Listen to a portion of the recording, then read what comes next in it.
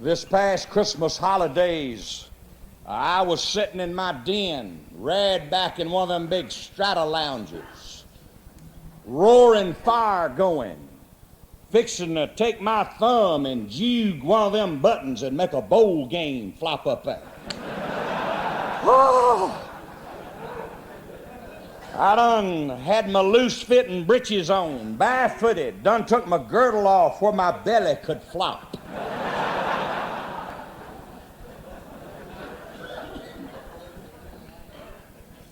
And I heard a racket. And I told my wife, Homeline, I said, honey, what's that scratching going on over there on the storage room door? She said, that's that little old nasty, stinking dog wanting to get into you. I said, let old Freckles in. And old Freckles come and run up in my lap, just took a running start and just run right on up my legs, up in my lap, and wheeled around about 3 times and then squatted on my leg. Laid her belly down long ways and hung her chin over my knee. And she wouldn't move. She was deathly still. She's afraid if she moved, I'd make her get up. But she'd wall her eyes trying to look into my face. And I'd lean over and she could see me and she'd just quiver. Now, I bet you $100 you can't throw her in my wife's lap.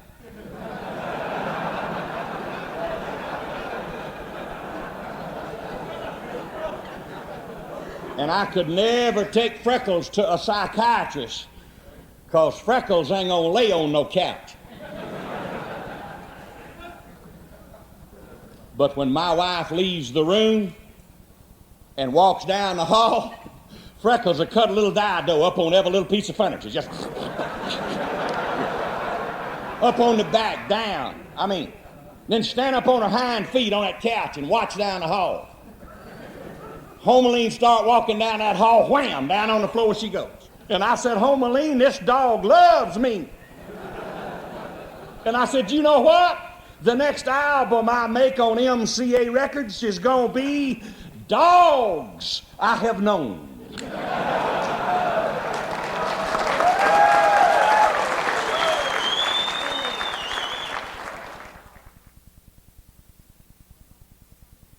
And I'm not so sure that none of us have ever been loved by an earthly creature until we've been loved by a dog. Some of y'all been loved by a dog. Look at that. If I had time for you to get up and give testimonials, I'm sure your story about a dog loving you'd be better than my story. Oh, I remember we got a letter from a lady up at Okolona, Mississippi. Said, dear Mr. Clower, please don't rob me of the joy I will receive by giving your little daughter Katie a world-famous black toy registered poodle dog. Now, I wanted this lady to go to work for me. Do you hear how she put it? She said, are you going to rob me of the joy I'm going to have by not letting me give your daughter this dog? So I knew not to discuss it with Homerline. Sometimes you just need to make a decision on your own and let them find out about it after you done it. I wrote this woman back and said, yes, we want the dog. And then I eased into it with Homerline gradually. The day was set, we was to go to Okolona and pick up the dog. We drove up to Natchez Trace, got to the lady's house. Oh, I found out that this wasn't just no normal dog. This dog's mother was the world-famous show dog, Bourgeois Thibodeau Lafitte. Oh! Marcipont Benoit. I said, is that right? Said, yeah. And her dad is more famous than that. He's Maupassant Thibodeau Lafayette Napoleon. I said, good gracious. So we got the dog, and driving back down the Natchez Trace, and this done come up one of them hurricanators. I mean, the wind and the rain was bad. Shoe mouth deep. Windshield wipers are flopping, but you can't see nothing. And we driving home, and Katie's on the back seat holding this beautiful little poodle dog. And Katie's saying, what we gonna name it? It's got to have a registered name. And my wife said, name it after me. Name it Crazy Trouble. Trouble that the dog's causing, and crazy for me having little enough sense to come up here in this hurricane after it. Katie said, Mama, the registered name of this little dog will be Katie Burns Clower, Tandy Rice, Marcel Freckles.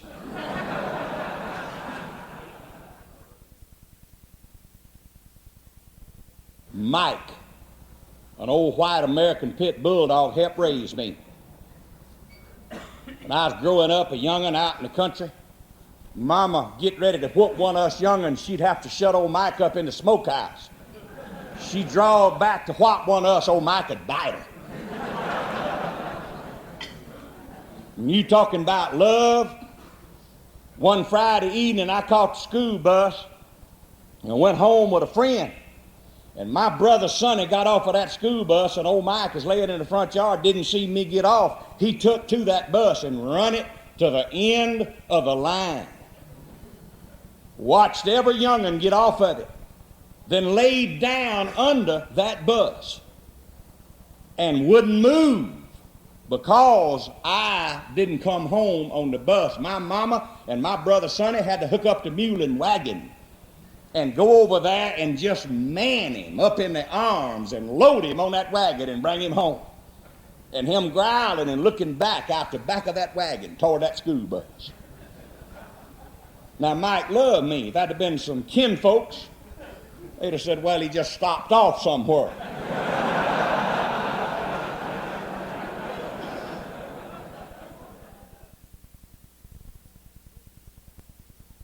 I was raised by a pack of hounds. Time does not permit for me to name off each one of them and tell a little about each one of them, but I want you to know that everybody referred to that pack of dogs over at them Clower's house. Well, I wouldn't be here today if it wasn't for them pack of dogs, because they put meat on the table. Oh, Brummie. Huge, great, big, black and tan hound. Had a deep voice. Oh, bark, you just jarred the ground. Little Red. Oh, fine little old dog. Little old Red never would fight, but she'd always get the fight started.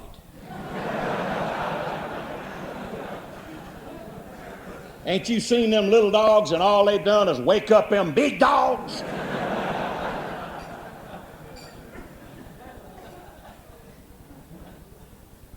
I've seen a humongous, bad, vicious dog laying on the front porch, sleep. And me come walking up to walk, and that big old bad dog don't even know I'm there. But a dog big as your fist will jump up and go to yelling and hollering and run out there till you're scared to do anything. But that little old bitty squealing dog wakes up that old bad dog, and he comes and bites your leg off.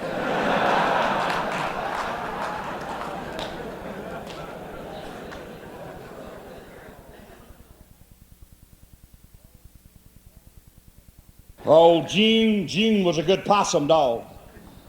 I mean, she didn't have no teeth in late years. I've seen her gum a possum to death.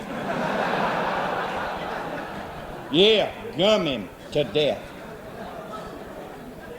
And old Tory and old Big Red. Now, sometimes you mean well, but the awfulest, catastrophic dog fight I ever encountered, I caused one day with that pack of hounds.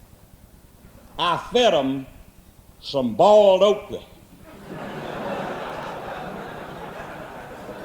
You, you, you eat boiled okra? Good old slick, slimy boiled okra. You boil that okra, it'll slick up and rope up good now, folks. Oh, I eat so much boiled okra when I was a boy, I never could keep my socks up.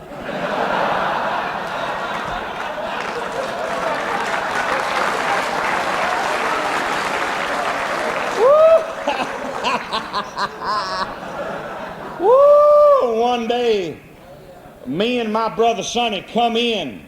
We'd been plying that morning, and we come in for dinner.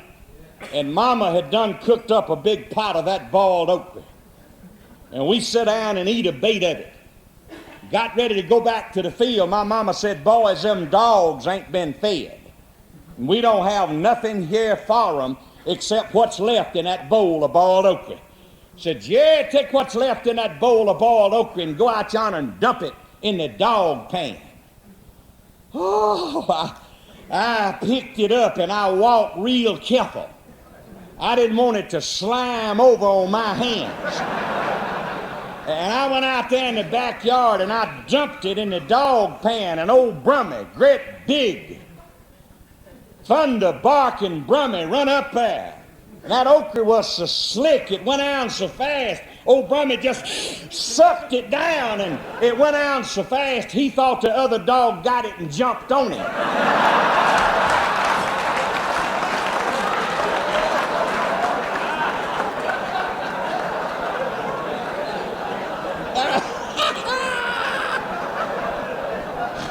That's the truth.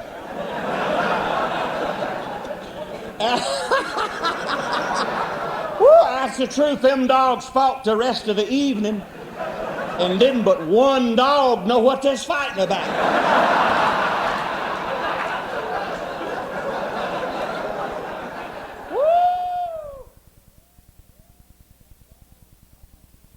A dog I have known named Nicki.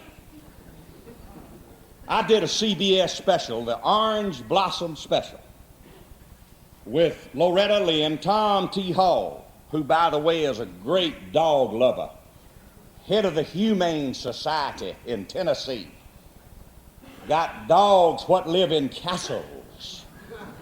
Oh, he sets that thermostat.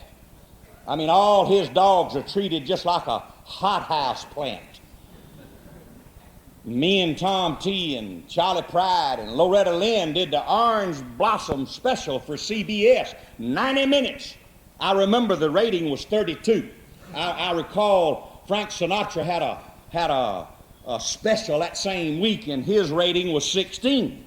And I recall, I didn't understand the ratings, but at East Fork Consolidated High School, I was always taught that 32 was twice better than 16. So I remembered the rating. Now, I was on this show off and on for 90 minutes, and I got 9 letters. 15 days later, my manager, Tandy Rice, called me and said, come to Nashville, you're going to do a Purina dog chow commercial with a dog named Nicki. I done it 30 seconds. Do you hear me? 30 seconds commercial. It run 1 week. And I got 109 letters wanting to know what kind of dog that was.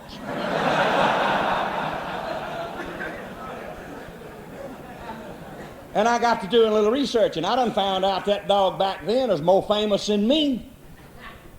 It was a bull terrier, the same dog that was in the movie Patton. Heap more famous than me. That thing worked about a day just like I did. Come quitting time, he went back to Hollywood. I went back to Nashville.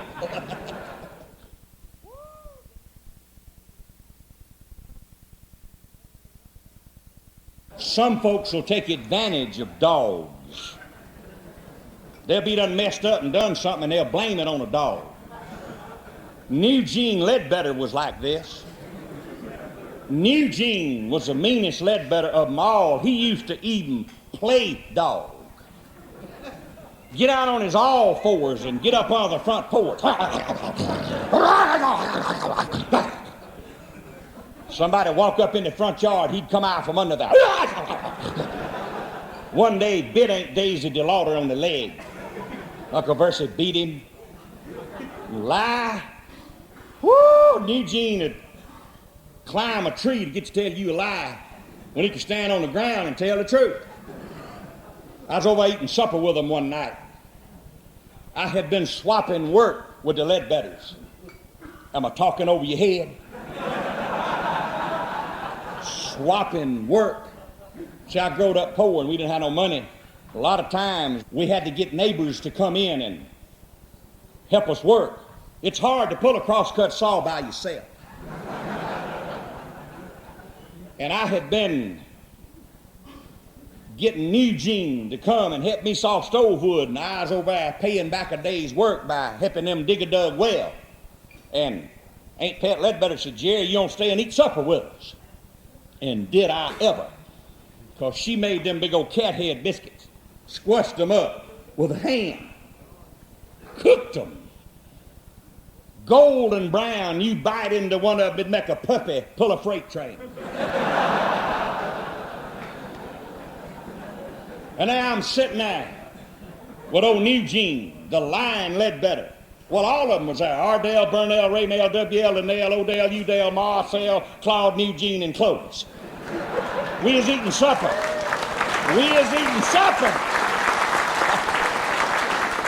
Woo! We was eating supper, and Newgene jumped up and hollered, ah! There's a lion in the yard, a lion in the yard, he's going to eat us up. And Uncle Versi looked out there. Now, there was a dog in the front yard. And it was a big old collie dog, and it was a hot summertime, and somebody shared all the hair off that dog. And it left a ring of hair around his neck and a patch of hair right on the end of his tail. And Uncle Versi wheeled around and slapped Newgene down, flat of his back, and stood straddle of him and said, boy, I done told you about lying. I done begged you to quit. You a pretty good boy, but you just lie so much, I can't depend on you.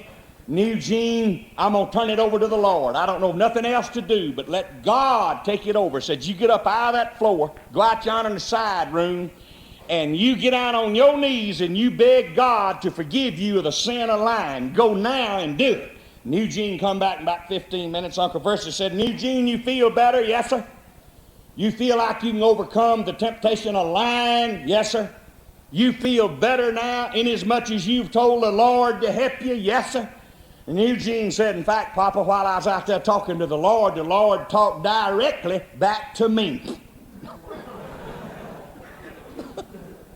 Uncle Versi said, Newgene. Oh, son. Newgene, don't lie about God. Newgene said, I ain't lying. No, sir. So the Lord talked just as plain to me while I was out there as I can hear your voice talking to me right now. Uncle Versi said, you mind sharing with us what the Lord told you? Newgene said, no, I don't mind telling you. The Lord told me the first time he saw that dog, he thought it was a lion too.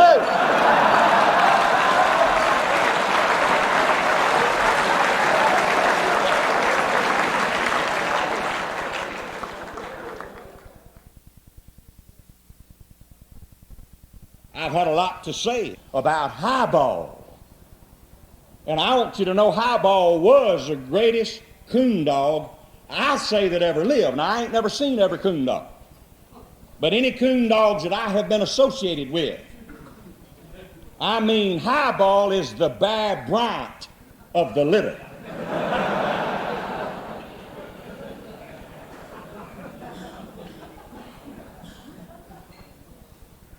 High Ball, gritty, big,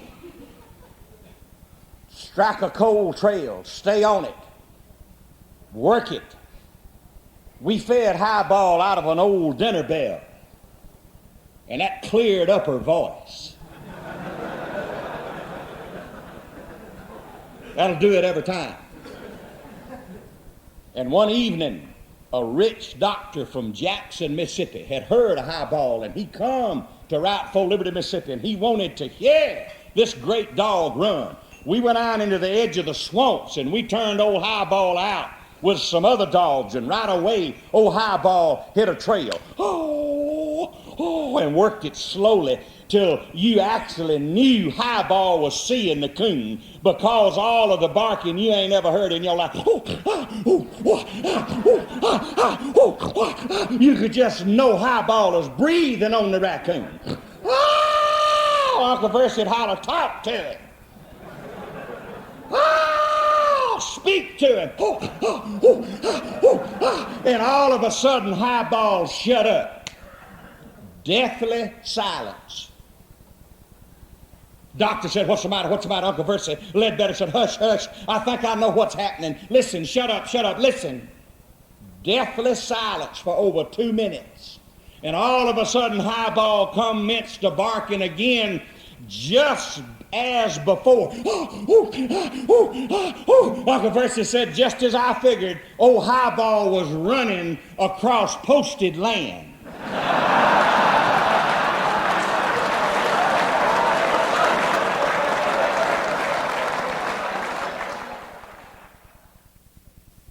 But I don't tell you about the show-enough dog named Blue. Uncle Verse and Ain't Pet Ledbetter bred up old Blue and trained him to be their private dog in their late years. All the young'uns are gone, all 11 of them Ledbetters. Uncle Verse and Ain't Pet used to go coon hunting, and they bred old Blue, big, stocky, blue tick hound, to be vicious where he could handle a coon by himself. And they just took him hunting alone by himself. Oh, they taught him to be mean. They fed him gunpowder. Uncle Verse fed old Blue off of a fork, and he'd jab him and make him reach for that cold biscuit, and he'd jab him with that sharp part of that fork. Made old Blue mean. And they'd go hunting with what we call a possum hunting torch. Are you with me? Get 3 or 4 splinters, long, fat pine splinters.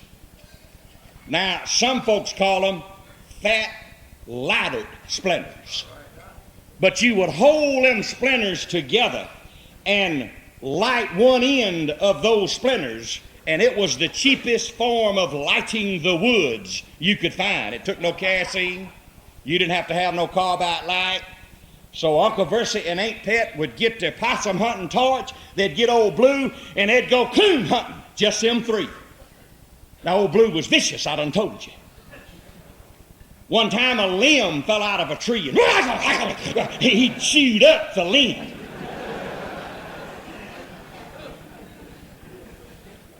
Uncle Verse Ledbetter and Ain't Pet and old Blue was coon hunting one night. Dry night. It hadn't rained in 2 months. And they was down in the swamp hunting. Had that possum hunting torch lit. Old Blue treed. Woo! And when Blue trees, it's time to shoot, shake, cut, or climb. Uncle Verse climbed the tree. Old Blue circling around underneath it, just waiting for something to fall. This tree was just loaded down with old dried moss, just covered with moss. Uncle Verse got up in the tree, and he yelled down to Ain't Pet, baby. It's not uncommon for Southern gentlemen to call their women folk baby. Baby, hold that light up where I can see his eyes. Higher, hold it higher. She tiptoed and held it way up, and old Blue's growling. Uncle Verse's up in the top of the tree, looking for the raccoon. Hey, baby, said there's a stump down there. Get up on that stump and hold the light up high. Maybe I can see better then. She hunkered up on that stump and got up on her toes and lifted that torch way up in the fire from that torch caught that dried moss on fire. Boom! It just commenced to consuming that tree. Oh, Uncle Versi started squalling. Oh, hold old blue, hold old blue.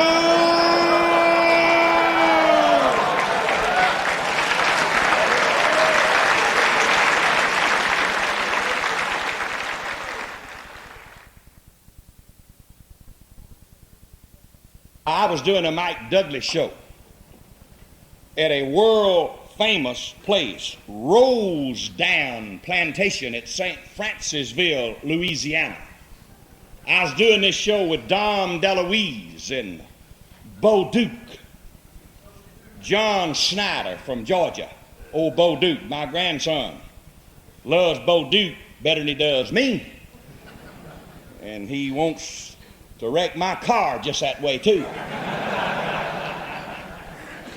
But I'm at the Rosedown Plantation, world famous, antebellum home. A lot of acres there. And the folks that run the show said, y'all take a 15-minute rest. Well, me and Dom DeLuise and Bo Duke and several others walked out into the beautiful garden. And there stood a lady, 80 years of age, who had been born on this plantation. She had a long white starched and iron dress on, had a beautiful white bonnet on her head, and she was in charge of the flowers here in this portion of the garden. Well, here come two of them Hollywood folks what was there helping tape the show. And their leather strap was on their shoulder and their satchel hung down on their hip. And they commenced to walking out there toward the garden where the lady was. The breeches just picking them up in the back there, just real tight.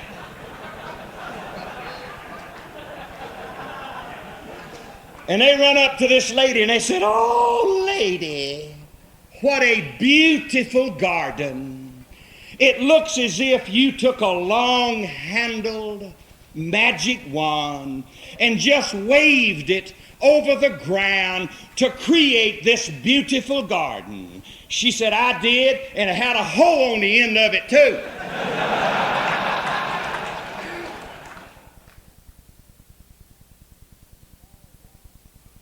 Would y'all believe that at long last,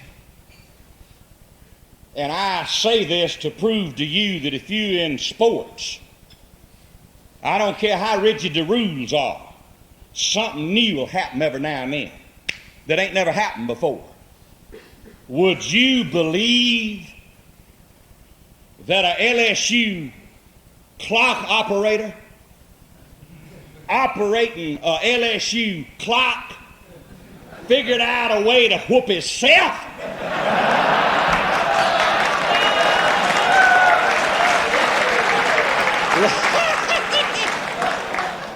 Would you believe that? Would you really believe that? And Burt Jones is here, the quarterback, the good quarterback, and I love him. He's a dear friend.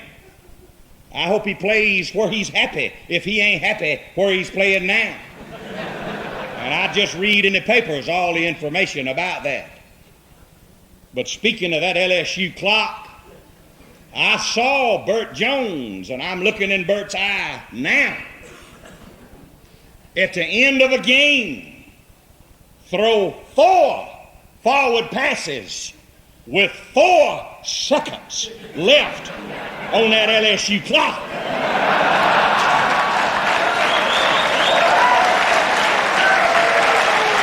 Yeah. And the 4th one he chunked was for a touchdown. They won the game, and the clock run out.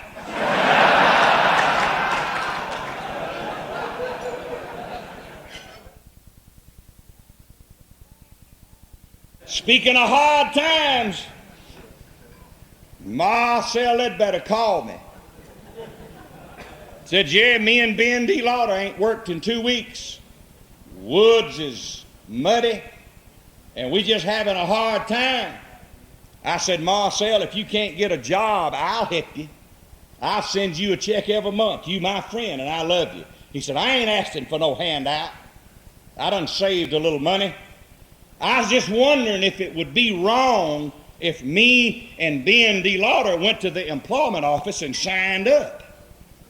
I said, heck no, it's for people like you. You've been paying in all your life. You go down there, you put the best on you got, and you go. So they dressed up, went to the employment office, put on the best they had.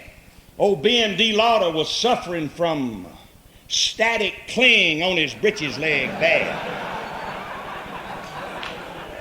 It done hung tight to his ankles.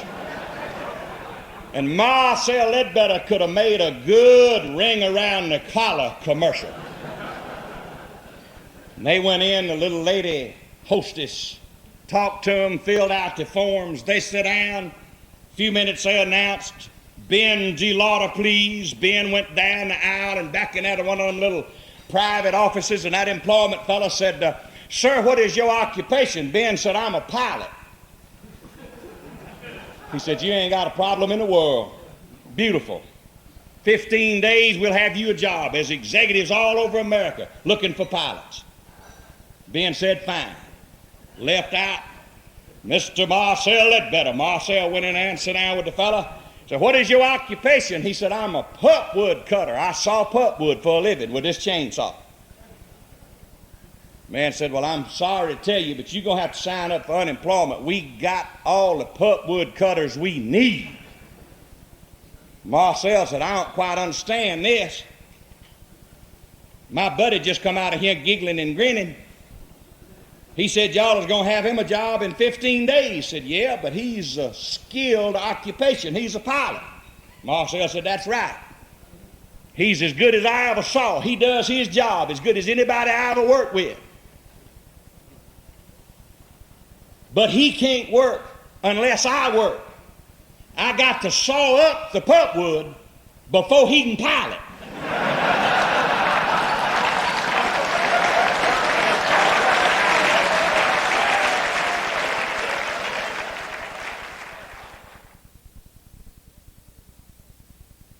One of the greatest stories on loyalty I ever heard of in my life is a true story. I'm going to pass on to you folks a beautiful story about loyalty. 50 years ago, Delta Airlines started in Monroe, Louisiana. A county agent named Woolman called a friend named Biedenhorn and said, you know something about flying, I know something about agriculture. Let's get together and see if we can figure out a way to fly this poison on this cotton where it'll kill the boll weevils and won't kill the farmer. Thus, through this experiment, Delta Airlines, the professionals, were birthed. They have been having the annual stockholders meeting in Monroe, Louisiana, in the small room at the bank there in Monroe that they chartered Delta Airlines in. They have the annual stockholders meeting there every year. Mr. Biedenhorn always goes. Mr. Biedenhorn's father is from Vicksburg, Mississippi. He bottled the first Coca-Cola ever bottled in the world. Joe Biedenhorn Candy Company is a beautiful tourist attraction at Vicksburg, Mississippi right now. You can go there and see it. The last stockholders meeting of Delta Airlines was held at the Room in Monroe. The moderator said, any new business? A fancy-dressed, good-looking man from New York City said, Mr. Moderator, Delta Airlines is a great airline. We are the professionals. And I want to see us start having our annual meeting someplace other than Monroe, Louisiana. One year we ought to go to Chicago, next year Memphis, next year Baltimore, next year Washington, next year San Francisco, and let's change it around. And I move you, sir, that the next stockholders meeting not be in Monroe, Louisiana. Second motion, Moderator said, is there anyone wants to speak to this motion? A man got up from New Jersey, well dressed, said, Mr. Moderator, I represent 80,000 shares of Delta Airlines stock, and I intend to vote to move this meeting out of Monroe. Any other discussion on the motion before we vote? A good-looking gentleman in his 70s stood up, white-haired, three-piece suit. He said, Mr. Moderator, my name is Bernard W. Biedenhorn, and I represent 580,000 shares of Delta Airlines stock. And I'd like to take this opportunity to welcome all of y'all back to Monroe next year.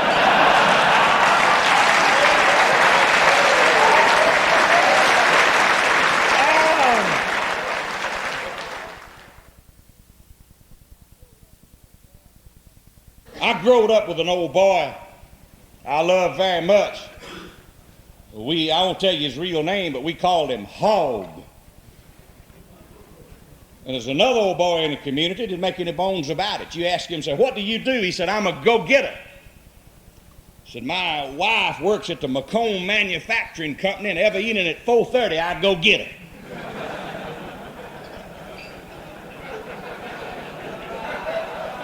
And that's right, he is a go-getter.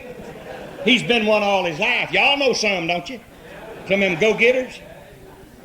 Well, we got another man in the community where I growed up, knows this fella in the world. I mean, he'd get up for daylight if he thought he could find out what chicken was going to get off the roost first. He loved to tell that. And one day he is coming along and he saw the vehicles of old Hog and that old go-getter at the beer joint.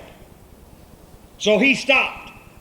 He just decided he discussed these men's occupations with them, and he sat down on the stool and he looked at the go-getter. He said, sir, really now, what do you do? He said, I don't do nothing. I am a go-getter. Every evening at 4:30, I go get my wife. Every morning I take her to work. I'm a go-getter. I don't do nothing. Sitting over there by him was old Hog. Had his elbows up on the counter. He said, Hog, what do you do? He said, I help him.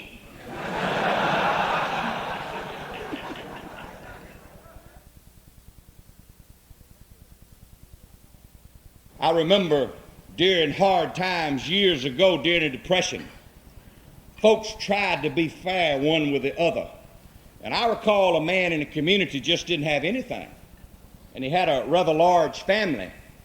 And he stole a pair of mules from a man who had more than he did over on the side of the county that he didn't live in. And he brought them mules in there late one night, and he took a curry comb and he took some clippers and clipped them and brushed them down good and changed the mane with them clippers and made a crop with that pair of mules. Fed his family too. A constable doing routine police work caught him, arrested him, and he was tried at Liberty, Mississippi, the county seat of my home county. The jury listened to the case. The jury came back into the courtroom and they said, we find this man innocent and he can give the mules back to the man. The judge throwed a fit. The judge throwed a fit, said, there ain't going to be this kind of justice in my courtroom. I won't put up with this. This is about the most stupid thing I've ever heard of in my life. You jurors get back in there and you bring out a verdict commensurate with the type of testimony you've heard here. This man stole these mules. We got to have justice. Who ever heard of a man innocent and he get the mules back? So they went back in there and deliberated for about 15 minutes. They come back out. The foreman of the jury got up and said, have you reached a verdict? We have. We find the man innocent, and he can keep the mule.